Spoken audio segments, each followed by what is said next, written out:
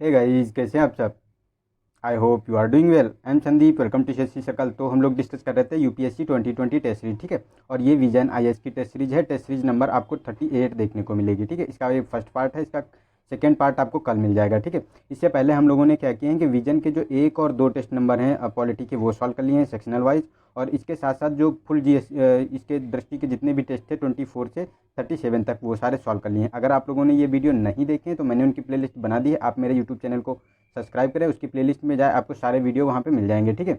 तो आप उन्हें देख सकते हैं। और अगर इसका आपको पीडीएफ चाहिए तो आप लोग ऐसा कीजिए कि मैंने उसका टेलीग्राम का लिंक नीचे दे दिया है, उसे आप ज्वाइन कर लीजिए। वहाँ आपको इसकी पीडीएफ भी मिल जाएगी, वहाँ आपको कोई भी प्रॉब्लम फेस नहीं करनी पड़ेगी, ठीक है। ईजिली वहाँ से आप लोग डाउनलोड कर लेंगे, ताकि उससे रिवीजन भी कर पाएँ आप लोग और अपना परफॉर्मेंस बेटर कर पाएँ। तो आप लोग ये मतलब अच्छे से आप जो है जितने भी टेस्ट मैंने करवाए हैं उसे 2-3 बार देख लीजिए, ताकि एग्ज़ाम में अगर वहाँ से कोई भी क्वेश्चन आए तो आप लोग उसे फॉलो कर लें, ठीक है। तो चलते हैं क्वेश्चन नंबर 1 पे। तो इसमें क्वेश्चन नंबर 1 है, तो ये पूरा हमारा हिंदी में डिस्कशन होने वाला है, ठीक है। तो हिंदी के ही क्वेश्चन हम लोग सॉल्व करेंगे। तो इसमें देखो, क्वेश्चन नंबर 1 में कहा गया है कि आरोग्य संजीवनी नीति आरोग्य संजीवनी नीति के संदर्भ में निम्नलिखित कथनों पर विचार कीजिए। मतलब आरोग्य संजीवनी जो पॉलिसी आई है उसके बारे में। तो फर्स्ट है कि यह सभी बीमा कंपनियों के पास उपलब्ध एक मानक स्वास्थ्य बीमा पॉलिसी है, ठीक है। सेकेंड है, इसमें किसी एग्जिट एज के बिना जीवन भर के लिए नवीनीकरण कराने का प्रावधान है, ठीक है। मतलब नवीनीकरण करा सकते हैं। थर्ड है कि इसके प्रीमियम का निर्धारण भारतीय बीमा विनियामक एवं विकास प्राधिकरण यानी इरेडा के बारे में जो बात करता है द्वारा किया जाएगा। तो ये गलत है, ये इरेडा के द्वारा नहीं किया जाएगा। इसमें जो खुद स्वयं जो इंश्योरर होगा, ठीक है, वो खुद इसको डिसाइड करेगा कि मतलब उसको कितना प्रीमियम देना है, ठीक है। और ये मतलब हर साल नवीनीकरण इसका किया जाएगा। तो इस थर्ड वाला गलत हो गया। सेकेंड और फर्स्ट सही है, क्योंकि ये सभी बीमा कंपनियों के पास उपलब्ध है जो मानक स्वास्थ्य की बीमा पॉलिसी है, ठीक है। और सेकेंड में जो कहा गया कि एग्जिट पोल एज के बिना जीवन भर इसमें मतलब किया जा सकता है। तो इसमें मिनिमम एज जो है 18 वर्ष है, मैक्सिमम 65 है, लेकिन 65 के बाद भी आप इसे कंटिन्यू कर सकते हैं अगर करना चाहते हैं। तो ये मतलब प्रत्येक ईयर मतलब हर साल इसका जो है प्रीमियम और उसका नवीनीकरण किया जाएगा, यानी रिनोवेशन, ठीक है। तो हमारा 1 और 2 ऑप्शन सही हो जाता है। ऑप्शन नंबर 1 सही हो जाता है, 1 और 2, ठीक है, स्टेटमेंट। नेक्स्ट है हमारा सेकंड, इसमें कहा गया कि निम्नलिखित कथनों पर विचार कीजिए। तो फर्स्ट है कि चंद्रमा की पृथ्वी के साथ टाइडल लॉकिंग के कारण पृथ्वी से चंद्रमा का केवल एक ही भाग दिखाई देता है। सेकेंड है, चंद्रयान 2 चंद्रमा के विमुख फलक पर उतरने का प्रयास करने वाला विश्व का प्रथम अभियान था, ठीक है। और थर्ड है कि चंद्रमा के विमुख फलक पर सदैव अंधेरा रहता है, क्योंकि वहाँ सूर्य का प्रकाश नहीं पहुँचता है। तो ये गलत है, सदैव अंधेरा नहीं रहता है वहाँ पे, ठीक है। कुछ समय बाद मतलब उसमें उजाला मतलब रोशनी पहुंचती है वहाँ पे। तो मतलब ये गलत वाला स्टेटमेंट है, ठीक है। और फर्स्ट वाला जो है ये सेकंड वाला ये भी गलत है, क्योंकि इंडिया जो है पहला ये नहीं था जो उसने चंद्रयान 2 के जो विमुख फलक पर उतरने का प्रथम प्रयास किया है। ये मतलब इससे पहले चाइना का जो चैंग-ई 4 था, ठीक है, इसके द्वारा इस पर मतलब किया जा चुका है। तो ये हमारा गलत हो गया, जो है ये पहला नहीं था। और ये फर्स्ट वाला सही है स्टेटमेंट, क्योंकि चंद्रमा पृथ्वी के टाइडल लॉकिंग के कारण पृथ्वी से चंद्रमा का केवल एक ही भाग दिखाई देता है, ठीक है। तो हमारा केवल बी ऑप्शन सही होता है इसमें। चलते हैं नेक्स्ट क्वेश्चन पे। तो नेक्स्ट है हमारा थर्ड क्वेश्चन नंबर। इसमें कहा गया है कि दक्षिण पूर्वी बांग्लादेश के चटगांव के पहाड़ी क्षेत्र में आदिवासी सबसे बड़ा और भारत के मिजोरम में दूसरा सबसे बड़ा और नरजाति समूह या इस नरजाति समूह है।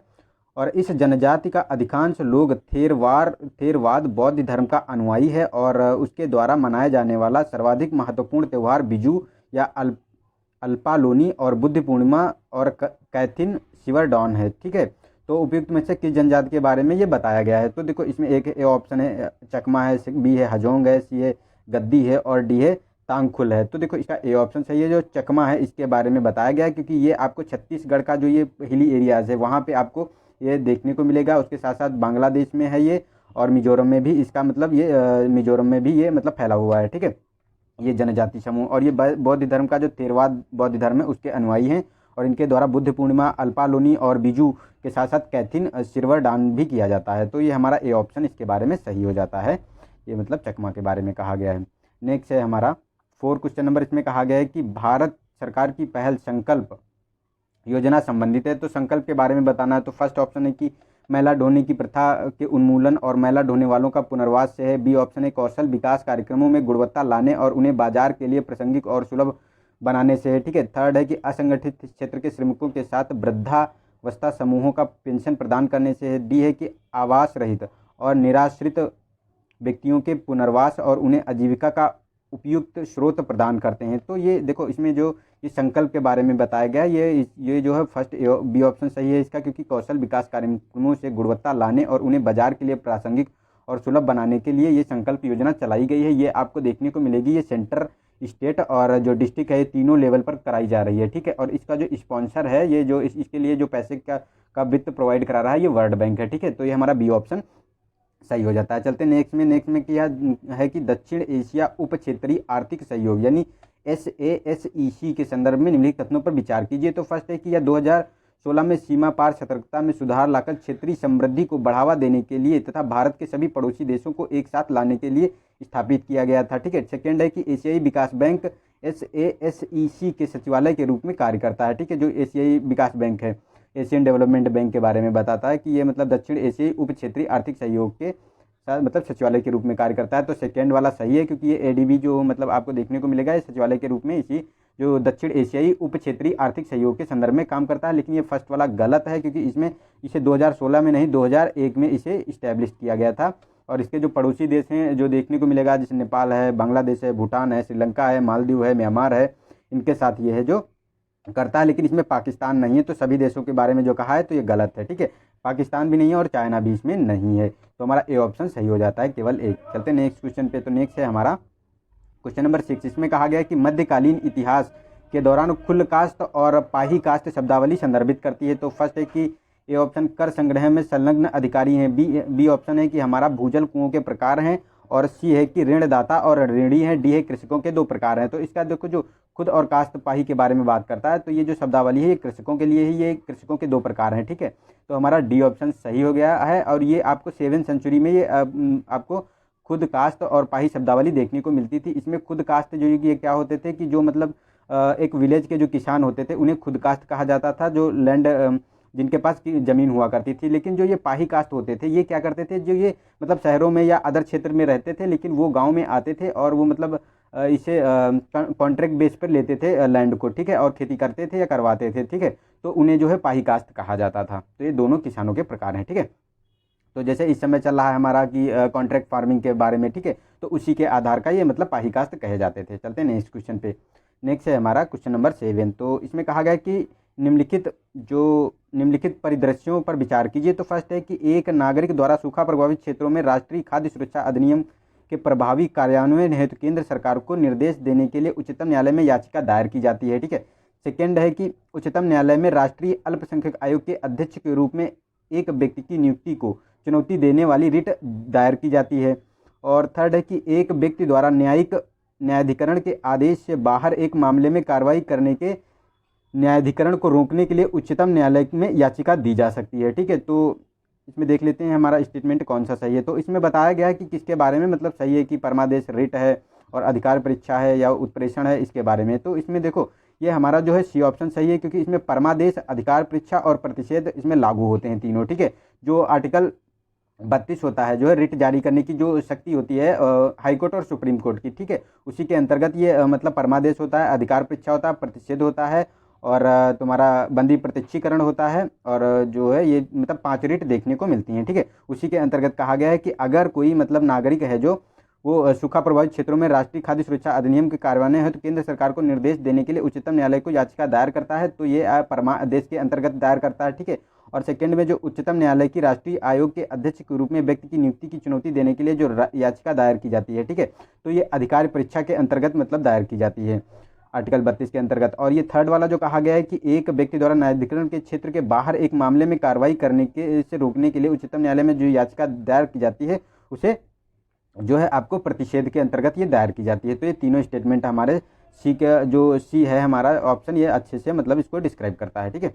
चलते हैं नेक्स्ट क्वेश्चन पे। तो नेक्स्ट है हमारा 8 क्वेश्चन नंबर। इसमें कहा गया कि निम्नलिखित कथनों पर विचार कीजिए। तो फर्स्ट है ग्रीष्म आयंत के दौरान उत्तरी गोलार्ध में अक्षांशों पर दिन की लंबाई लगभग समान होती है, ठीक है।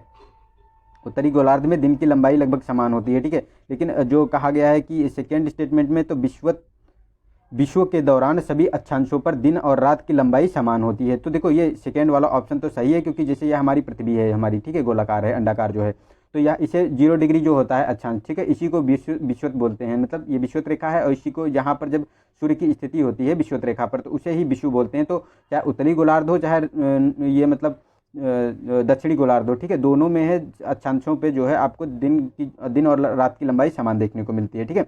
और लेकिन जो फर्स्ट में कहा गया कि ग्रीष्म आयन के दौरान उत्तरी गोलार्ध में सभी अक्षांशों पर जो दिन की लंबाई लगभग समान होती है, तो ये गलत स्टेटमेंट है। इसमें ऐसा कुछ नहीं होता है, क्योंकि उत्तरी गोलार्ध में देखो ये 23 डिग्री होता है, तो ये इसी को ग्रीष्म आयंत बोलते हैं, ठीक है। 23 डिग्री 23.5 डिग्री अक्षांश का जो होता है, ठीक है, इसी को ग्रीष्म आयंत बोलते हैं। और यहाँ पर जब सूर्य होता है तो सबसे लंबा दिन यहाँ आपको देखने को मिलेगा, ठीक है। लेकिन इधर आएंगे तो ये छोटा दिन हो जाएगा और इधर बढ़ेंगे तो भी ये छोटा दिन हो जाएगा, तो ठीक, तो ये हमारा स्टेटमेंट गलत हो जाता है, ठीक है। तो हमारा केवल 2 सही है, बी ऑप्शन। चलते नेक्स्ट क्वेश्चन पे। तो नेक्स्ट है हमारा क्वेश्चन नंबर 9। इसमें कहा गया है कि हाल ही में सरकार द्वारा अनुमोदित कृषि अवसंरचना कोष के संदर्भ में निम्नलिखित कथनों में से कौन सा सही है, ये बताना है। मतलब कृषि अवसंरचना कोष योजना जो चलाई गई उसके बारे में बताना है। तो फर्स्ट है कि इसका उद्देश्य फसल के पश्चात प्रबंधन, अवसंरचना और सामुदायिक कृषि परिसंपत्ति में निवेश एवं ऋण वित्त पोषण की सुविधा प्रदान करना है, ठीक है। सेकेंड है कि इस योजना के अंतर्गत प्रदान किए गए ऋणों के लिए 3% प्रति वर्ष ब्याज का अनुदान प्रदान किया जाएगा। तो ये दोनों स्टेटमेंट सही हैं, क्योंकि ये 3% का प्रीमियम जो ये अनुदान प्रदान किया जाएगा इसी कृषि अवसंरचना योजना के अंतर्गत। और इसका उद्देश्य है कि फसल के प्रबंधन के लिए, अवसंरचना और सामुदायिक कृषि परिसंपत्तियों में निवेश के लिए वित्त पोषण की सुविधा प्रदान करना है, ठीक है। तो हमारा ये सी ऑप्शन सही हो जाता है, दोनों स्टेटमेंट ये हमारे सही है, ठीक है। Next 10 question number. इसमें कहा गया कि global alliance for climate smart agriculture के संदर्भ में निम्नलिखित कथनों पर विचार करना है। तो फर्स्ट है कि यह खाद्य एवं कृषि संगठन यानी FAO की एक पहल है, ठीक है, फूड एंड एग्रीकल्चर ऑर्गेनाइजेशन के बारे में, ठीक है।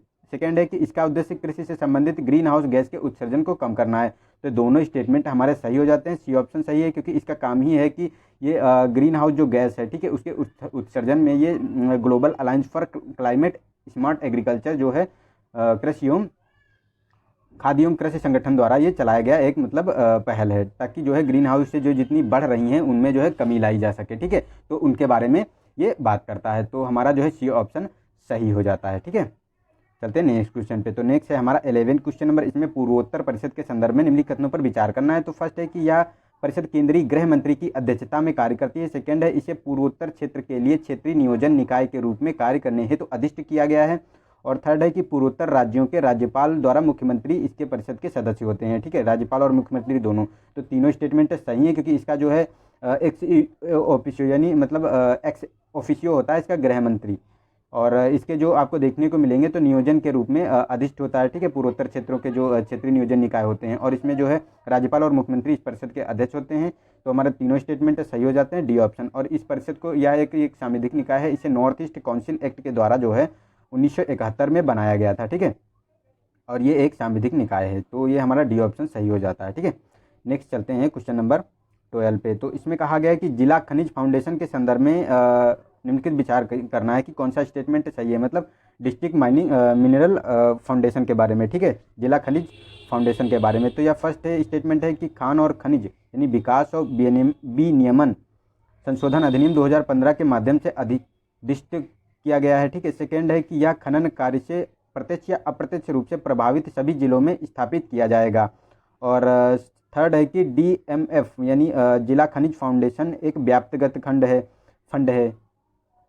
और फोर्थ में कहा गया है कि DMF फंड को खनिजकों और सरकारों के योगदान के माध्यम से साझा आधार पर वित्त पोषित किया जाएगा। तो देखो ये फोर्थ वाला स्टेटमेंट गलत है, क्योंकि ये जो खनिजक होते हैं, जो माइनिंग करने वाले लोग होते हैं, उन्हीं के द्वारा इसमें वित्त पोषण किया जाएगा, ना कि सरकार इसमें मैनेज करेगी। इसमें जो है जिला स्तर पर जो DM होता है उसके खाते में ये मतलब फंड जाएगा, ताकि वो जहाँ जितना हरास हुआ है माइनिंग करने से उस एरिया में, तो उसका डेवलपमेंट किया जा सके, ठीक है, उसके लिए फंड बनाया गया है। और ये व्याप्तगत फंड नहीं है। तो थर्ड वाला भी गलत है, क्योंकि मतलब नॉन लैप्सेबल है, क्योंकि इसका अगर एक साल में जैसे जितना फंड आया उसका अगर हम एक साल में यूज नहीं कर पाते हैं तो उसको अगले साल में उसको अगले फंड में जोड़ दिया जाता है, ठीक है, डेवलपमेंट के लिए, ना कि वो खत्म होता है, ठीक है। और फर्स्ट और सेकेंड स्टेटमेंट सही है, क्योंकि 2015 में इसे जो है संशोधन द्वारा बनाया गया था। और ये खनन प्रत्यक्ष या अप्रत्यक्ष रूप से प्रभावित सभी जिलों में स्थापित किया जाएगा। तो हमारे जो है 1 और 2 स्टेटमेंट सही हैं, तो हमारा इसमें डी ऑप्शन सही हो जाता है, ठीक है, 1 और 2। चलते हैं नेक्स्ट क्वेश्चन में। नेक्स्ट है हमारा प्लासी युद्ध के संदर्भ में निम्नलिखित कथनों पर विचार करना है। तो फर्स्ट है रॉबर्ट क्लाइव ने प्लासी युद्ध में सिराजुद्दौला के विरुद्ध कंपनी की सेना का नेतृत्व किया था। और सेकंड है मीर जाफर, सिराजुद्दौला का सेनापति था, ठीक है। और थर्ड है कि युद्ध के बाद मीर जाफर को बंगाल का नवाब बनाया गया था। तो तीनों के तीनों स्टेटमेंट आपको सही देखने को मिलेंगे, क्योंकि इसी में है सिराजुद्दौला की हार हुई थी, उसके बाद जो है मीर जाफर को इसका नवाब बना दिया गया था, क्योंकि ये जो ब्रिटिश कलायु था, ब्रिटिश सेना का जो जिसका नेतृत्व किया था कलायु ने, उससे जो है ये मीर जाफर उनका सेनापति जो था सिराजुद्दौला का, ये मिल गया था। तो इसने पहले ही कह दिया था कि हमारी सेना हार गई, तो राजा भाग गए थे वहाँ से मैदान से, और वो बीच में मार दिए गए थे, रास्ते में जाते हुए उनको मार दिए गए थे, ठीक है। तो उसके बाद ये मतलब बना हुआ था। तो ये हमारा तीनों के तीनों स्टेटमेंट सही हैं। और जो ये 1757 में हुआ था जो प्लासी का युद्ध, ठीक है, 23 जून 1757 को, तो इसे जो है इंडियन अगर हिस्ट्री में देखा जाए तो इसे काली रात के नाम से जाना जाता है, ठीक है। तो हमारे डी ऑप्शन सही हो जाएगा, तीनों के तीनों स्टेटमेंट ये सही हो जाते हैं। चलते नेक्स्ट क्वेश्चन में। नेक्स्ट है कि बांस के पौधों के संदर्भ में निम्नलिखित कथनों में से यूथ पुष्पन की परिघटना का सही वर्णन करता है। तो फर्स्ट है कि आनुवंशिकी के बजाय सूखे व डंठल जैसे पर्यावरणीय कारकों को प्रेरित पुष्पन, ठीक है। सेकंड भी है भौगोलिक अवस्थितियों के अंतर से निरपेक्ष एक विशेष प्रजाति के सभी पौधे एक ही समय पुष्पन करते हैं, ठीक है। सी ऑप्शन है कि मातृ जनक से संबंधित रहते हुए संसद की निरंतर वृद्धि। और डी है कि अवशिष्ट पुष्पन जिससे कदाचित ही जीवन क्षम बीज उत्पन्न होता है। तो देखो हमारा बी ऑप्शन सही है, जो ये यूथ पुष्पन बांस के जो पौधे होते हैं उसमें यूथ पुष्पन की जो परिघटना है, ये बी इसका ऑप्शन जो है वो अच्छा जो है इसका वर्णन करता है, क्योंकि भौगोलिक अवस्थितियों में अंतर से निरपेक्ष एक विशेष प्रजाति के सभी पौधे एक ही समय जो पुष्पन करते हैं, ठीक है, उनके बारे में बात करता है। तो हमारा बी ऑप्शन सही हो जाता है, ठीक है। चलते हैं नेक्स्ट क्वेश्चन पे। तो नेक्स्ट है 15 क्वेश्चन नंबर। इसमें कहा गया है कि गोल्ड एक्सचेंज ट्रेडेड फंड के संदर्भ में निम्नलिखित पर विचार कीजिए। मतलब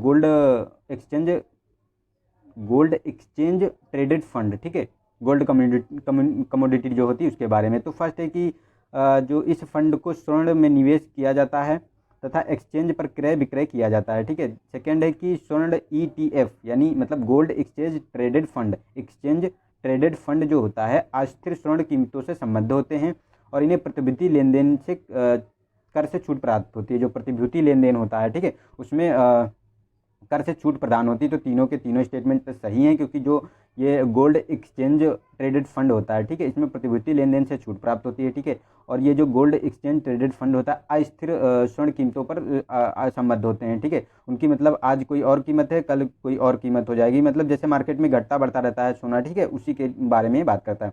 और ये मतलब इसका जो है निवेश, स्वर्ण में निवेश जो है एक्सचेंज पर क्रय विक्रय के लिए किया जाता है। तो तीनों स्टेटमेंट हमारे सही हैं, डी ऑप्शन हमारा सही हो जाता है, 1, 2 और 3। चलते हैं नेक्स्ट क्वेश्चन पे। तो नेक्स्ट है हमारा 16 क्वेश्चन नंबर। इसमें कहा गया है कि निम्नलिखित में से कौन सी परिस्थितियां वर्षण कोलिजन को अलायंस मॉडल के अनुकूल हैं। तो फर्स्ट है कि उष्ण मेघ और समशीतोष्ण जलवायु।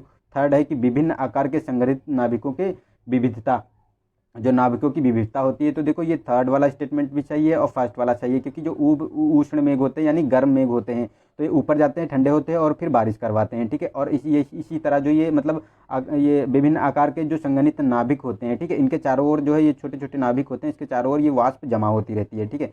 तो ये भी मतलब एक जो हमारा वर्षण की जो कोएलायंस मॉडल के अनुकूल होता है, लेकिन ये समशीतोष्ण में ऐसा नहीं होता है, ठीक है। ये हमारा गलत स्टेटमेंट है, तो 1 और 3 हमारा सही हो जाता है, ठीक है। तो हमारा सी ऑप्शन इसमें सही है, ठीक। चलते हैं नेक्स्ट क्वेश्चन पे। नेक्स्ट है हमारा निम्नलिखित में से कौन से कारक परागकणों की संख्या में गिरावट के लिए उत्तरदायी होते हैं। तो फर्स्ट है कि आनुवंशिक रूप से संशोधित फसलें, सेकेंड है एकल फसल और थर्ड है शून्य जुताई। तो इसमें देखो जो पॉलिनेशन की संख्या में गिरावट जो आपको देखने को मिलती है, मतलब परागण की संख्या में जो गिरावट देखने को मिलती है, वो आनुवंशिक रूप से जो फसलें संशोधित होती है यानी जेनेटिकली मॉडिफाई जो क्रॉप होती हैं, और एकल क्रॉपिंग यानी मोनोक्रॉपिंग जो एक ही प्रकार की फसल जो है उगाई जाती है, इन दोनों से जो है ये गिरावट आई है। लेकिन शून्य जुताई पे इस पर कोई इफेक्ट नहीं पड़ता है। तो हमारा ये ऑप्शन सही हो जाता है, 1 और 2, क्योंकि जो हमारा पॉलिनेशन होता है ये मतलब बहुत चीज़ों पर निर्भर करता है। जैसे इसके अलावा जैसे ये तो मोनोक्रॉपिंग तो हो ही गई कि एक प्रकार के ही मतलब फसल होती है वहाँ पे, तो कुछ होते हैं कि एक लिंगी पैदा होते हैं, 2 लिंगी पैदा होते हैं। तो अगर मोनोक्रॉपिंग होगी तो वहाँ पे थोड़ा सा ये दिक्कत रहती है कि हम पॉलिनेशन कैसे कराएंगे, तो वहाँ पे मतलब पॉलिनेशन की समस्या उत्पन्न होती है। इसके साथ साथ जल से भी अगर इफेक्ट पड़ सकता है इसमें, क्योंकि जो नारियल का पौधा उसमें होता है उसमें जल द्वारा ही पॉलिनेशन होता है, और कीट पतंगे हैं वायु द्वारा होता है। तो ये बहुत सी मतलब इफेक्ट इसमें पॉलिनेशन के लिए बहुत ही कारक हो सकते हैं, ठीक है। लेकिन ये शून्य जुताई इस पर कोई इफेक्ट नहीं डालता है, ठीक है। नेक्स्ट चलते हैं क्वेश्चन नंबर 18 पे। तो इसमें कहा गया कि मांग की तिर्यक लोच के संदर्भ में निम्नलिखित कथनों पर विचार करना है। तो मांग की जो तिर्यक लोच है उसके बारे में बताना है। तो फर्स्ट है कि यह किसी सापेक्ष प्रतिस्थापन्य वस्तु की कीमत में परिवर्तन के कारण किसी वस्तु की मांग में होने वाले सापेक्षिक परिवर्तन का मापन करती है। ठीक है। सेकेंड है कि यह प्रतिस्थापन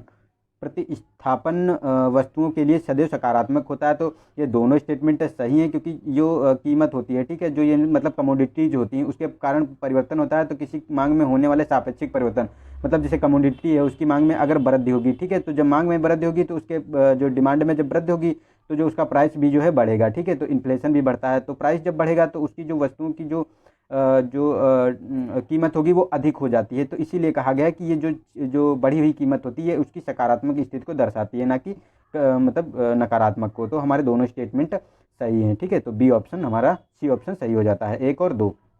नेक्स्ट है विखंडनीय सामग्री पर अंतर्राष्ट्रीय पैनल जो है, मतलब इंटरनेशनल पैनल ऑन, जो हमारा बात करता है फॉसिल मटेरियल के बारे में, international panel of fossil material के बारे में जो बात करता है, मतलब विखंडनीय सामग्री पर अंतर्राष्ट्रीय पैनल के संदर्भ में। तो इसके बारे में बताना है कि कौन सा स्टेटमेंट सही है। तो फर्स्ट है कि यह अंतर्राष्ट्रीय परमाणु ऊर्जा एजेंसी का अंग है। ठीक है। और सेकेंड में है इसका लक्ष्य वैश्विक स्तर पर विखंडनीय सामग्रियों के सैन्य और असैन्य भंडार को कम करना है। और थर्ड है कि परमाणु शस्त्र संपन्न और गैर परमाणु शस्त्र संपन्न दोनों प्रकार के राष्ट्रों के सदस्यों पैनल में सम्मिलित होते हैं। तो उनके बारे में बताना है कि कौन सा स्टेटमेंट इसमें सही है। तो इसमें देखो जो आपको ये देखने को मिल रहा है, इसमें आपको देखने को मिलेगा जो ये फर्स्ट वाला, क्योंकि ये हमारा स्टेटमेंट इसमें जाइए, क्योंकि ये एक स्वतंत्र जो आपको देखने को मिलेगा international panel on fossil material जो है, ये एक स्वतंत्र संस्था है और इसे 2006 में इस्टेब्लिश किया गया था। ठीक है। मतलब एक ग्रुप है जो इसे 2006 में इस्टेब्लिश किया था, ये किसी के अंतर्गत नहीं आता है। तो ये हमारा फर्स्ट वाला गलत हो गया। सेकेंड और थर्ड सही है, क्योंकि इनका लक्ष्य ही है विखंडनीय सामग्री से सैन्य और असैन्य भंडारों को कम करना और शस्त्र संपन्न और गैर शस्त्र संपन्न दोनों प्रकार के राष्ट्रों के सदस्य पैनलों में सम्मिलित होते हैं इसमें। ठीक है। तो ये हमारे जो आपको देखने को मिलेगा दोनों के दोनों स्टेटमेंट सही हो जाते हैं। फर्स्ट वाला हमारा गलत है, बी ऑप्शन हमारा सही हो जाता है। नेक्स्ट चलते हैं 20 क्वेश्चन नंबर। इसमें कहा गया है कि रुपए के अंतर्राष्ट्रीयकरण के निम्नलिखित में से कौन से लाभ हो सकते हैं। तो फर्स्ट है कि भुगतान संतुलन की स्थिरता के लिए विदेशी मुद्रा भंडार पर निर्भरता में कमी, और सेकेंड है पूंजी की घरेलू लागत को कम करता है, और भारतीय उधारकर्ता विनिमय दर के जोखिम के बिना अंतर्राष्ट्रीय बाजारों से ऋण ले सकते हैं। तो तीनों के तीनों स्टेटमेंट सही हैं, क्योंकि जब हमारा रुपया अंतर्राष्ट्रीय स्तर पर जब हमारे उसके मतलब अंतर्राष्ट्रीयकरण हो जाता है उससे, तो हमको कोई भी कंट्री या मतलब संस्था हमें लोन के लिए भी मतलब देने के लिए जो लोन अगर हम कोई भारतीय उधारकर्ता लेना चाहता है तो उसे मिल जाएगा आसानी से, क्योंकि उसकी इंटरनेशनल मान्यता है उसके रुपए की। ठीक है। उस कंट्री की, तो क्योंकि वो इंटरनेशनल चीज़ों में उसकी लेन देन हो सकता है, वो भुगतान संतुलन की भी समस्या में कमी आएगी और पूंजी लागत में भी कमी आएगी, क्योंकि अगर हम डायरेक्टली अपना लेन देन करेंगे तो लोग जो है ज़्यादा इन्वेस्टमेंट होगा हमारे इंडिया में। ठीक है।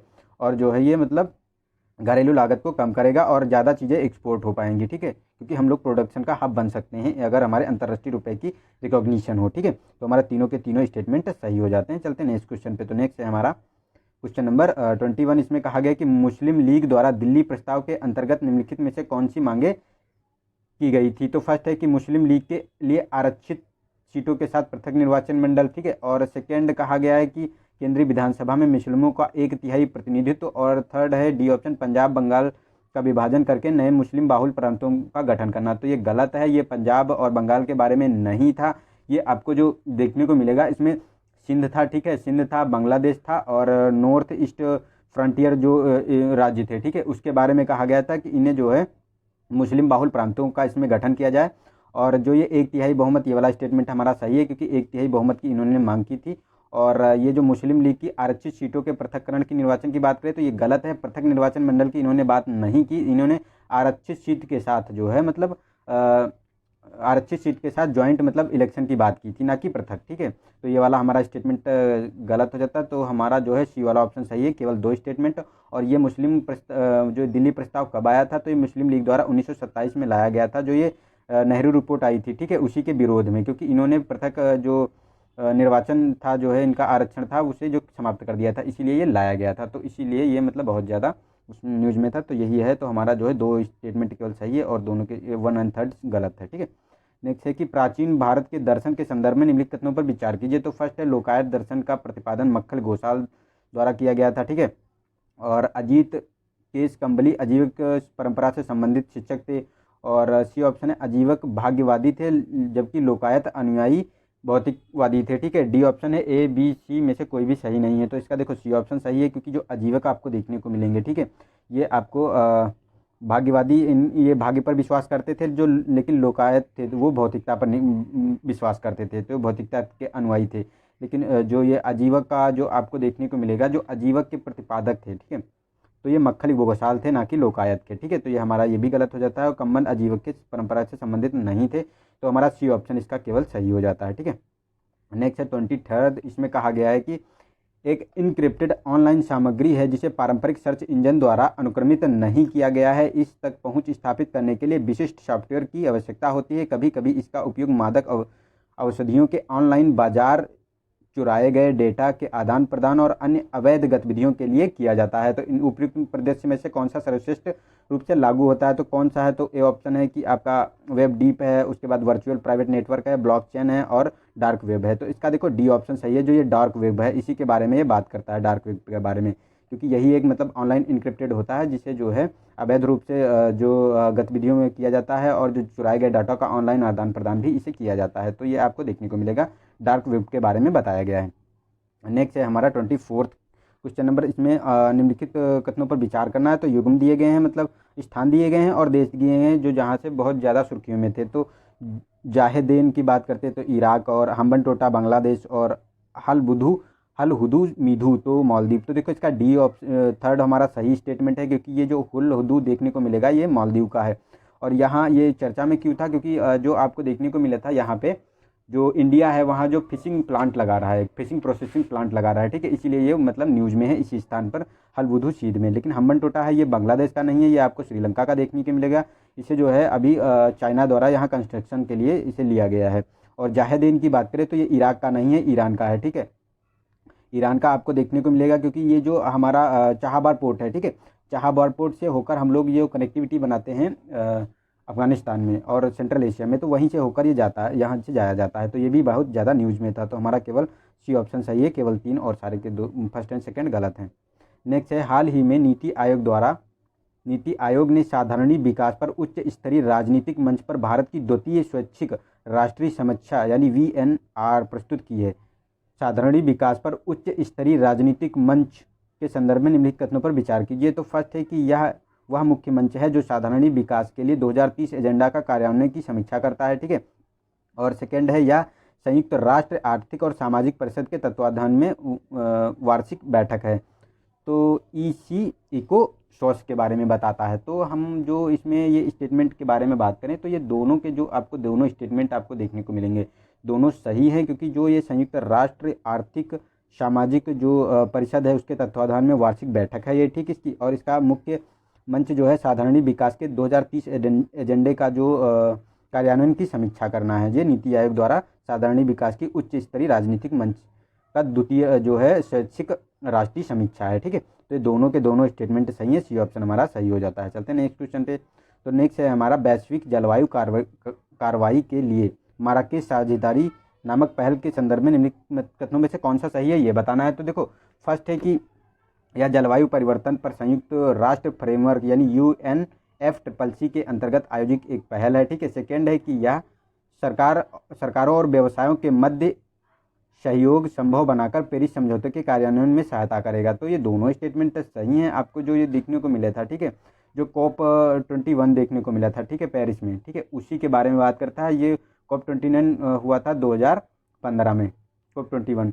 तो ये इसी में मतलब UNFCCC फ्रेमवर्क लाया गया था। तो ये मतलब उसी की साझेदारी के लिए जब COP22 हुआ था, COP22 मतलब COP22 हुआ था, ये माराकेश में हुआ था। तो इसी के सब इम्प्लीमेंटेशन की ये बात करता है, इसी के सहयोग की बात करता था, ठीक है।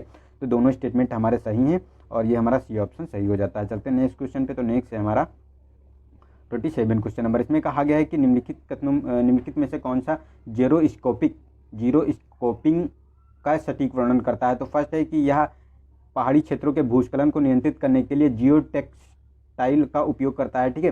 और सेकंड बी है खरपतवार की वृद्धि को नियंत्रित करने के लिए मृदा की जुताई की तकनीकी है। और सी है यह धान की फसलों के साथ साथ मत्स्य पालन का एकीकृत प्रक्रिया है। और डी है यह सिंचाई की आवश्यकता को कम करने वाली भूदृश्य निर्माण प्रक्रिया है। तो इसका डी ऑप्शन ये सही है, क्योंकि जो जीरो स्केपिंग के बारे में बात करें तो ये सिंचाई की आवश्यकता को कम करने वाली भूदृश्य प्रक्रिया है। क्योंकि ये क्या करती है, एक एक प्रोसेस है सिंचाई की, इसमें क्या करता है ये कि जो वो सिंचाई की जो जल की जो डिमांड होती है उसको कम कर देता है उसमें, ठीक है। क्योंकि ये गार्डनिंग और लैंडस्केपिंग की ये मतलब एक प्रोसेस है, ठीक है। उसमें ये पानी की कमी को कम करता है, ताकि जो है कम पानी से अधिक प्रोडक्शन लिया जा सके। नेक्स्ट है मैग्रो के संदर्भ में निम्नलिखित कथनों पर कौन से सही है ये बताना है। तो मैग्रो के बारे में बताना है। तो पहला स्टेटमेंट है हमारा कि मैग्रो बीजों के अंकुरण और प्रसार के लिए लवणीय जल की आवश्यकता होती है, ठीक है। सेकेंड है कि मैग्रो तटरेखा को स्थिर और संरक्षित करने में सहायता प्रदान करता है। ग्लोबल वार्मिंग के समशीतोष्णीय क्षेत्रों में मैग्रो के प्रसार में सहायता करता है। तो ये देखो थर्ड और सेकंड हमारे स्टेटमेंट सही है, क्योंकि ग्लोबल वार्मिंग में समशीतोष्ण क्षेत्रों में मैग्रो के प्रसार में सहायता करता है और ये तटरेखा पर स्थित संरक्षित तटरेखा को स्थिर और संरक्षित करने में सहायता प्रदान करता है। लेकिन इनके लिए लवणीय जल ही आवश्यक है, तो ये गलत है, क्योंकि ये लवणीय जल के प्रति सहिष्णु होते हैं। लेकिन जो ये फ्रेश वाटर होता है यानी मीठा जल है उसमें बहुत अच्छी तरह भी परफॉर्म कर सकते हैं। तो ऐसा नहीं कि लवणीय जल की आवश्यकता होती है इन्हें, तो ये सहिष्णुता उसके प्रति दिखाते हैं, तो वो लवणीय जल में भी सर्वाइव कर सकते हैं। तो हमारा जो है 2 और 3 स्टेटमेंट सही हो गया, बी ऑप्शन। नेक्स्ट है हमारा, यदि किसी विशेष राज्य में राष्ट्रपति शासन घोषित किया जाता है तो संविधान के अनुच्छेद 356 के अंतर्गत तो राष्ट्रपति क्या कर सकता है ये बताना है। तो फर्स्ट है कि घोषणा कर सकता है कि राज्य की विधायिका की शक्तियों का संसद द्वारा उपयोग किया जाएगा, ठीक है। और सेकेंड है कि प्रति 6 माह में संसद के अनुमोदन से अनिश्चित काल के लिए राष्ट्रपति शासन का विस्तार किया जा सकता है। तो ये गलत स्टेटमेंट है, अनिश्चित काल के लिए ऐसा कोई प्रोविजन नहीं है। ये प्रति 6 माह संसद के अनुमोदन से मैक्सिमम 3 साल तक ये ऐसा किया जा सकता है। तो हमारा सेकंड स्टेटमेंट गलत हो गया। और ये राज्य विधायिका जो होती है उसकी सारी जो शक्तियाँ होती हैं वो संसद द्वारा उपयोग की जा सकती हैं। ये मतलब 356 के अंतर्गत ये लागू किया जा सकता है। तो हमारा फर्स्ट स्टेटमेंट गलत है। और ये जो राष्ट्रपति शासन लगाया जाता है, जो ये हमारा जो कॉन्स्टिट्यूशनल मशीनरी का जो फेल्योर होता है उसके अंतर्गत लगाया जाता है। आर्टिकल 355 को ध्यान में रखते हुए, ठीक है, आर्टिकल 355 को ध्यान में रखते हुए ये लगाया जाता है संविधान के फेल्योर के लिए। तो ये हमारा जो ऑप्शन सही हो गया, ए वाला सही हो गया, बी वाला हमारा गलत है, ठीक है। मतलब फर्स्ट वाला स्टेटमेंट हमारा सही है। चलते नेक्स्ट में। नेक्स्ट है 30 क्वेश्चन नंबर। इसमें कहा गया कि निम्नलिखित युग्मों पर विचार कीजिए। तो राजवंश और संस्थापक दिए हुए हैं। तो गुर्जर प्रतिहार जो राजवंश था, नागभट्ट प्रथम। पाल वंश था तो धर्मपाल, और राष्ट्रकूट था दंतदुर्ग, ठीक है। तो देखो थर्ड स्टेटमेंट सही है, जो राष्ट्रकूट वंश था, ठीक है, इसकी स्थापना जो है दंतदुर्ग ने की थी। और गुर्जर प्रतिहार जो फर्स्ट स्टेटमेंट है इसकी जो है नागभट्ट प्रथम ने की थी। लेकिन जो ये पाल वंश का था तो इसकी जो है गोपाल ने की थी, ना कि धर्मपाल ने, ठीक है। तो इसकी गोपाल ने की थी ये। तो हमारा फर्स्ट एंड थर्ड स्टेटमेंट सही हो जाता है। और ये 7th सेंचुरी के मतलब 8th सेंचुरी के समथिंग ये देखने को मिले थे सारे के सारे राजवंश, ठीक है। नेक्स्ट है 31। इसमें कहा गया है कि निम्नलिखित में से कौन सा कारक आक्रमण के प्रति पारिस्थितिकी तंत्र का प्रतिरोध बढ़ा सकता है। तो ए ऑप्शन फर्स्ट स्टेटमेंट है कि संसाधन उपलब्धता की तुलना में अपेक्षाकृत अधिक संसाधन उद्ग्रहण और प्रजातियों की समृद्धि, वनाग्रि। तो उसमें कौन सा स्टेटमेंट सही है। तो इसमें देखो जो वनाग्रि है वो तो उसकी जो है कम करता है, ठीक है, प्रतिरोधकता कम करता है। और ये जो संसाधन की उपलब्धता की तुलना में अपेक्षाकृत अधिक संसाधन उद्ग्रहण ये भी जो है उसको कम करता है। लेकिन जो प्रजातियों की समृद्धि है ये मतलब आक्रमणता के प्रति जो पारिस्थितिकी तंत्र का प्रतिरोध बढ़ा देती है, क्योंकि बहुत ज़्यादा प्रजातियाँ हो जाती हैं तो बहुत ज़्यादा वहाँ जो है वो एक दूसरे के लिए प्रतिरोध उत्पन्न करती हैं। तो ये हमारा जो है सेकेंड स्टेटमेंट सही है केवल, और फर्स्ट एंड थर्ड गलत हैं। चलते हैं नेक्स्ट क्वेश्चन पे। तो नेक्स्ट है हमारा धन संशोधन और आतंकवाद के वित्त पोषण पर यूरेशियन समूह यानी EAG के संदर्भ में निम्नलिखित कथनों पर विचार करना है। तो फर्स्ट है कि यह यूरेशियन क्षेत्र के लिए वित्तीय कार्रवाई कार्यबल का क्षेत्रीय निकाय है। और सेकंड है भारत इस समूह का सदस्य है। तो देखो भारत तो इस समूह का सदस्य है, जो ये मतलब धन शोधन आतंकवाद विरोध जो यूरोपीय समूह है, ठीक है, इसके बारे में। और ये जो ये कहा गया है कि वित्त कार्रवाई का बल क्षेत्रीय निकाय है, तो ये गलत है। ये इसका यूरेशियन क्षेत्र के लिए तो है, लेकिन ये आपको देखने को मिलेगा जो FTA है, ठीक है, फाइनेंशियल एक्शन टास्क फोर्स, ठीक है, उसका ये मतलब क्षेत्रीय आपको देखने को मिलेगा। ये मतलब एक क्षेत्रीय इकाई है, ठीक है। जो टेरर जो FTA होता है, टेरर फंडिंग और जो लैंडिंग जो मनी लैंडरिंग होता है उसको रोक लगाता है उस पर। तो उसके लिए ब्लैक लिस्ट, रेड लिस्ट और ग्रे लिस्ट जारी की जाती है उसी के बारे में। ये इसका मतलब एक यूरेशियन जो समूह का ये मतलब इनका FTA का रीजनल एक इकाई है, तो ये आपको देखने को मिलेगा। तो हमारा जो है बी ऑप्शन सही है, इसका जो है भारतीय समूह इसका सदस्य है, ठीक है। नेक्स्ट है हमारा क्वेश्चन नंबर 33। इसमें कहा गया कि बायो उपचार के संदर्भ में निम्नलिखित कथनों पर विचार कीजिए। तो फर्स्ट है कि यह एक कार्बन युक्त समृद्ध छिद्र युक्त ठोस है जो पायरोलिसिस प्रक्रिया द्वारा निर्मित किया जाता है। और सेकेंड है यह कार्बनिक पदार्थ से वायुमंडल में CO2 के रिसाव को प्रतिबंधित कर कार्बन को स्थिर रूप में पृथक करता है। तो जो इसमें बारे में बात करता है, तो देखो इसका जो आपको देखने को मिलेगा पहला स्टेटमेंट और दूसरा दोनों के दोनों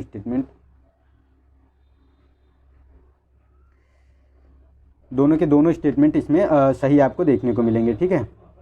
क्योंकि ये आपको देखने को मिलेगा तो ये हमारे स्टेटमेंट सही हो जाते हैं। और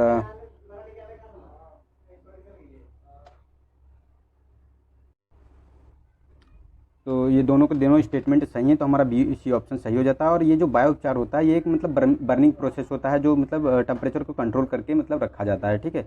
और जो ऑर्गेनिक मैटर होते हैं, ठीक है, उन्हीं को इसमें मतलब जलाया जाता है। तो इसके अंतर्गत ये मतलब कार्बन को जो है स्थिर रख पाता है, ठीक है। तो हमारी जो कार्बन जो होता है जो हमारी टेम्परेचर को बढ़ाता है ग्लोबल वार्मिंग पे, उस पर भी कम किया जा सकता है इससे, ठीक है। तो हमारा जो ये स्टेटमेंट सही हो गया। नेक्स्ट चलते हैं 34 पे। तो इसमें कहा गया कि निम्नलिखित विशेषताओं पर विचार कीजिए। तो राज्यपाल की नियुक्ति, सेकेंड है एकीकृत न्यायपालिका, थर्ड है लिखित संविधान और फोर्थ है कि केंद्र में द्विसदनीयता और अखिल भारतीय सेवाएं। तो देखो इसमें जो देखने को मिलेगा जो भारतीय राज्य व्यवस्था के एकात्मक विशेषताएं बतानी है। तो इसमें देखो राज्यपाल जो है वो सेंटर की बात करता है उसके, और एकीकृत न्यायपालिका होती है, तो ये भी मतलब आपको जो देखने को मिलेगा, ठीक है। और ये अखिल भारतीय जो सेवाएं होती है, लेकिन द्विसदनीय केंद्र में द्विसदनीयता ये मतलब स्टेट जो राज्यसभा होती है वो स्टेट की बात करती है, लेकिन संविधान ये दोनों का बात करता है, ठीक है। तो 1, 2 और 3 के मतलब 1, 2 और 3, ठीक है, 1, 2 और 5, 1, 2, 5 हमारा डी ऑप्शन सही हो जाता है, ठीक है। क्योंकि ये एकीकृत चीज़ों की दर्शाता है। इसके साथ साथ जो एकल नागरिकता होती है और जो सेंटर की जो इमरजेंसी लगाने की पावर होती है स्टेट में, ये भी जो है राज्य व्यवस्था की एक जो भारतीय राज्य व्यवस्था की एकात्मकता की विशेषता के अंतर्गत आते हैं, ठीक है। नेक्स्ट है 35। इसमें कहा गया है कि पारिस्थितिकी के संदर्भ में निम्नलिखित कथनों पर विचार कीजिए। तो कौन सा एली प्रभाव का सही वर्णन करता है जो पारिस्थितिकी में होता है, एली प्रभाव मतलब एली इफेक्ट के बारे में। तो फर्स्ट है कि या दो से अधिक जैव समुदाय के संक्रमण क्षेत्रों में उच्च जैव विविधता की उपस्थिति है। सेकेंड है कि किस क्षेत्र में जैव विविधता संरक्षण के लिए प्रमुख प्रजातियों द्वारा निभाई गई रणनीतिक भूमिका है। और सी है सजीव द्वारा जैव रसायन का उत्पादन जो सजीवों की वृद्धि एवं उत्तरजीविता को प्रभावित करता है। और डी ऑप्शन है कि निम्न आबादी वाले इंडिविजुअल फिटनेस में गिरावट जो विलुप्त का कारण बनती है, ठीक है, विलुप्ति का कारण बनती है। तो हमारा जो इसमें आपको एली प्रभाव देखने को मिलेगा, तो जो ये एली प्रभाव है इसका जो ये डी ऑप्शन है ये बिल्कुल इसका बहुत ही अच्छी तरीके से इसका वर्णन करता है। क्योंकि निम्न जो आबादी आकार पर इंडिविजुअल फिटनेस में गिरावट जो विलुप्त का कारण बन सकती है, ठीक है, उसी के बारे में ये बात करता है एली प्रभाव, ठीक है। एलिलोपैथी होता है वो एक मतलब जैव रसायन छोड़ता है जो अन्य वनस्पतियों के लिए हानिकारक या लाभदायक हो सकता है, तो वो एलिलोपैथी होता है। और एली प्रभाव होता है जो निम्न आबादी आकार वाली इंडिविजुअल फिटनेस में गिरावट जो विलुप्त का कारण बन सकती है, ठीक है, यानी धीरे धीरे कम होती जाती है उनकी और फिर विलुप्ति की कगार पर पहुंच जाती है, उसी को एली इफेक्ट कहा जाता है, लेमैन लैंग्वेज में समझा जाए तो, ठीक है। नेक्स्ट चलते हैं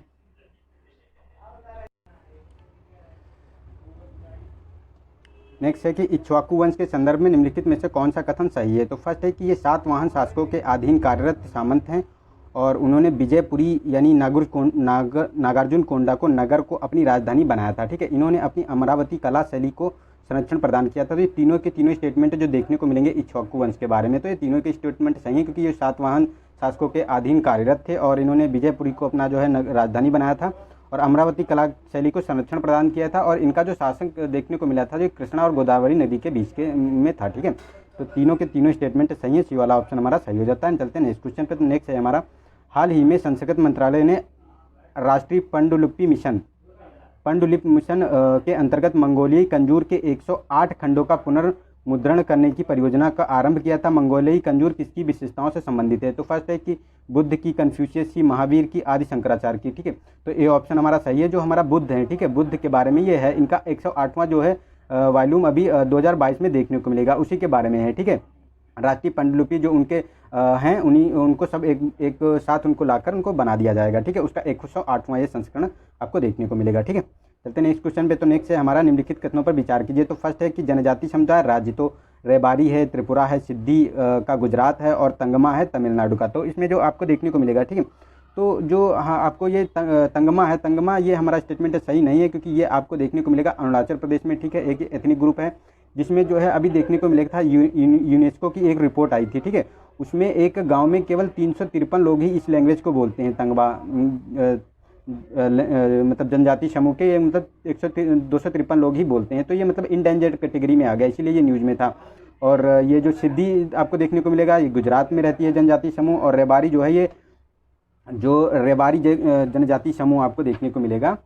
तो ये रेबारी जो आपको देखने को मिलेगा, ये जैसे ये गुजरात वाला जो रीजन है, राजस्थान है और पंजाब वाले रीजन में आपको देखने को मिलेगा, ठीक है। तो हमारा सेकेंड स्टेटमेंट सही है इसमें, और जो है वो गलत हो गया। नेक्स्ट चलते हैं हम 39 में। इसमें कहा गया कि प्राकृतिक रेशा नारियल जटा निम्नलिखित में से कौन से लाभ हैं इसके। तो फर्स्ट है कि उच्च स्थायित्वपूर्ण जैव अपघटनीयता और अतिरिक्त सौर विकिरण का अवशोषण, मृदा अपरदन से संरक्षण और आर्द्रता और सूक्ष्म जीवों के हमलों के प्रति प्राकृतिक रोधन, ठीक है, प्रतिरोधन। तो ये पाँचों के पाँचों स्टेटमेंट आपको सही देखने को मिलेंगे, ठीक है। तो डी ऑप्शन इसका सही हो जाता है। और इसमें जो ये नारियल होता है, ये एक मतलब नेचुरल फाइबर होता है, ठीक है, 100% नेचुरल फाइबर होता है। तो ये सारे स्टेटमेंट हमारे सही हैं। चलते 40 क्वेश्चन नंबर पे। इसमें कहा गया कि कोविड-19 के नकारात्मक प्रभाव के कारण वित्त वर्ष 2020 में हाल ही में कोविड-19 के नकारात्मक प्रभाव के कारण वित्त वर्ष 20 में बांग्लादेश के वस्त्र निर्यात में गिरावट आई। 2020 में जो आपको देखने का मिला है, तो बांग्लादेश के उसमें गिरावट आई है और वह भारत की तुलना में अधिक रेडीमेड वस्त्र निर्यात कर रहा है। इस संदर्भ में रेडीमेड वस्त्र निर्यात कम होने के निम्नलिखित कौन से कारण है। तो फर्स्ट है कि भारत में उत्पादन की इकाई श्रम से अधिक है, ठीक है। सेकंड है कि भारत में निर्यात के बाजार मूल्य के में बड़े उद्यमों की 80% हिस्सेदारी है और आर्डर को लेकर डिलीवरी में भारतीय फार्मों की परिवर्तन समय उच्च है, ठीक है। तो देखो ये थर्ड वाला तो सही है, क्योंकि ऑर्डर लेते हैं फिर डिलीवरी में डिले कर देते हैं, ठीक है।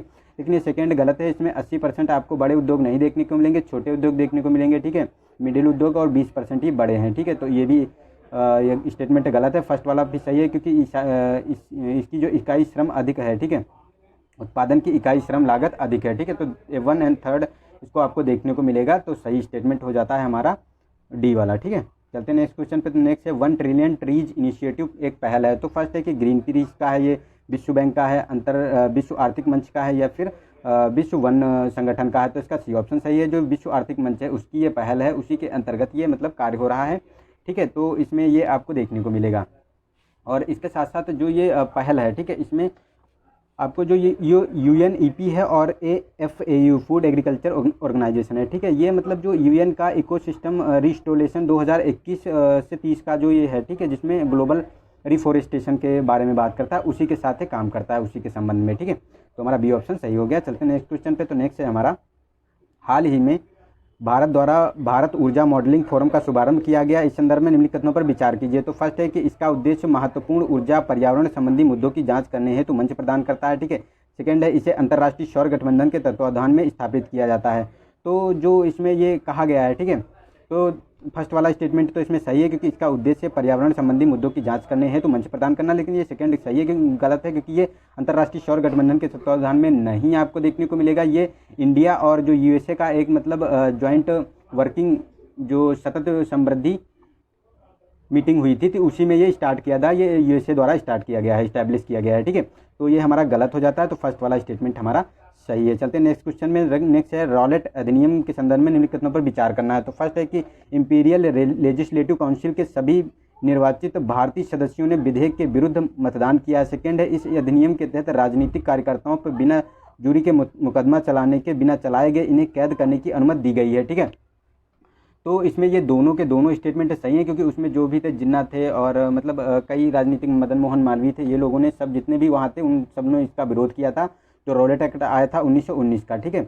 और उसके साथ ये मतलब इसमें क्या था, इसी को काला कानून बोला गया था, क्योंकि इसे बिना वकील बिना दलील और बिना कुछ किए जेल में डाल दिया जाता था, ठीक है। तो दोनों के दोनों स्टेटमेंट सही है, सी ऑप्शन हमारा सही हो जाता है। नेक्स्ट चलते हैं 44। इसमें कहा गया है कि भारत में जल विद्युत के संदर्भ में निम्नलिखित कथनों पर विचार कीजिए। तो फर्स्ट है कि भारत में चीन के बाद विश्व की दूसरी सबसे बड़ी जल विद्युत क्षमता विद्यमान है। और सेकेंड है कि जल विद्युत उत्पादन की अत्यधिक पूंजी गहन विधि, किंतु जल उत्पादन की अत्यधिक पूंजी गहन विधि है किंतु इसका जो आवर्ती लागत निम्न होती है। तो ये जो सेकेंड स्टेटमेंट सही है, क्योंकि उसमें जो है जो अत्यधिक पूंजी गहन विधि है लेकिन उसमें लागत कम आती है। तो ये भी स्टेटमेंट सही है, लेकिन फर्स्ट वाला गलत है, क्योंकि जो इसमें आपको देखने को मिलेगा, इसमें ये पाँचवीं इसकी स्थिति है। ठीक है, चीन के बाद इसमें पाँचवीं है, क्योंकि कनाडा सबसे ज़्यादा ये जल विद्युत प्रयोग मतलब इलेक्ट्रिसिटी क्षमता है उसके पास, उसके बाद है यूएसए, ब्राज़ील और चाइना, उसके बाद पाँचवें नंबर पर इंडिया में आती है। ठीक है, तो हमारा केवल जो है सेकेंड स्टेटमेंट सही है, बी वाला। चलते हैं नेक्स्ट क्वेश्चन पे। तो नेक्स्ट है हमारा 45वां क्वेश्चन नंबर। इसमें कहा गया है कि हाल ही में सुर्खियों में रहा खजान फार्मिंग पद संदर्भित करता है। तो फर्स्ट है गोवा में की जाने वाली ज्वार नदमुखी कृषि प्रणाली है, बी है कि तेलंगाना में की जाने वाली शुष्क कृषि प्रणाली है, और सी है कि केरल में पश्च जल में धान की कृषि प्रणाली है, डी है कि भारत के उत्तर पूर्वी राज्यों में की जाने वाली स्थानांतरित कृषि प्रणाली है। तो इसका ए ऑप्शन सही है, जो ये गोवा में की जाने वाली ज्वार नदमुखी यानी स्टोरी पे की जाती जो फार्मिंग है उसके बारे में कहा गया है। तो ये हमारा स्टेटमेंट सही है, तो ए वाला हमारा सही हो जाता है। और इसमें होता क्या है कि मतलब ये जो तटीय क्षेत्र की जो ये मतलब जैव विविधता है उसको भी बनाए रखने के लिए, और वहाँ की जो तटीय क्षेत्र में हम लोग फार्मिंग करते हैं उसमें जो है स्टेबिलिटी लाने के लिए एक कदम उठाया गया है। तो एक बहुत अच्छी जो है फार्मिंग सिस्टम है। ठीक है, नेक्स्ट चलते हैं। ये महाराष्ट्र के एक समाज सुधारक और बुद्धिजीवी थे। इन्होंने ब्रिटिश राज के अधीन न्यायिक पद के पर कार्य किया था, किंतु सामाजिक सुधार के मुद्दों पर एक साप्ताहिक प्रभार के अपने लेखीय नाम लोकहित रूप के में लेख भी लिखे थे। इन्होंने तार्किक सिद्धांतों और आधुनिक मानवतावादी धर्मनिरपेक्ष मूल्यों पर भारतीय समाज के पुनर्गठन का समर्थन किया था। इनके द्वारा जाति व्यवस्था की बुराइयों के विरुद्ध लेख भी प्रकाशित किए गए थे। इन्होंने कहा था, यदि धर्म सामाजिक सुधार की स्वीकृति नहीं देता तो धर्म को परिवर्तित कर दें।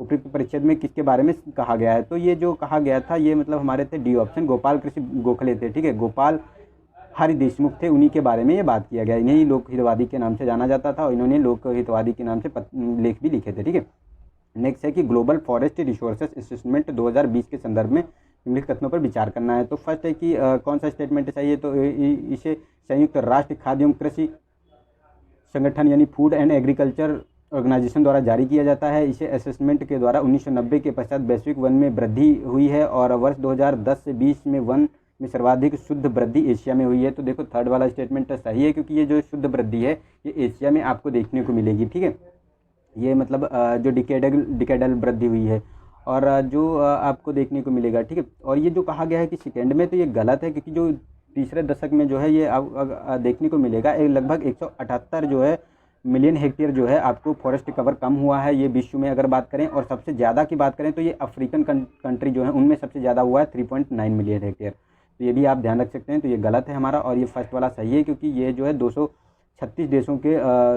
का ये असेसमेंट किया गया है FAO द्वारा। ठीक है, तो हमारा जो 1 और 3 स्टेटमेंट सही हो जाता है, सी ऑप्शन। चलते हैं नेक्स्ट क्वेश्चन पे। तो नेक्स्ट है हमारा, यदि पश्चिमी अंडमान में एक सुषुप्त ज्वालामुखी द्वीप के लिए स्थानिक है और विश्व में कहीं भी अन्यत्र नहीं पाया जाता है, इस द्वीप को प्रजातियों की सुरक्षा के लिए अभयारण्य के रूप में अधिसूचित किया गया है। विश्व में किसी भी पक्षी प्रजाति की सबसे छोटी प्राकृतिक श्रेणी है और इसके लुप्त प्राय के रूप में वर्गीकृत है, और साथ ही वन्य जीव संरक्षण अधिनियम 1972 की सूची 1 में संरक्षित किया गया है। यह पक्षी प्रजाति परिवास हानि और शिकार के कारण विलुप्त होने के संकट में का सामना कर रही है। उपयुक्त परिच्छेद में किसके बारे में कहा गया है? तो ये जो कहा गया है तो फर्स्ट ऑप्शन है कि अंडमान बुज पिजन है, सेकेंड है निकोबार पैराकिट है, और व्हाइट हेडेड स्टार्लिंग है, नॉरकोंडम हॉर्नबिल है। तो इसका डी ऑप्शन है, ये नॉरकोंडम हॉर्नबिल के बारे में कहा गया है। ठीक है, नेक्स्ट है हाल ही में सुर्खियों में रही solar risk mitigation initiative SRMI के संदर्भ में बताना है कि कौन सा स्टेटमेंट सही है। तो फर्स्ट है कि ए संयुक्त राष्ट्र पर्यावरण का कार्यक्रम है, जलवायु परिवर्तन संयुक्त राष्ट्र फ्रेमवर्क कन्वेंशन से संबंधित है, या विश्व बैंक से संबंधित है, या फिर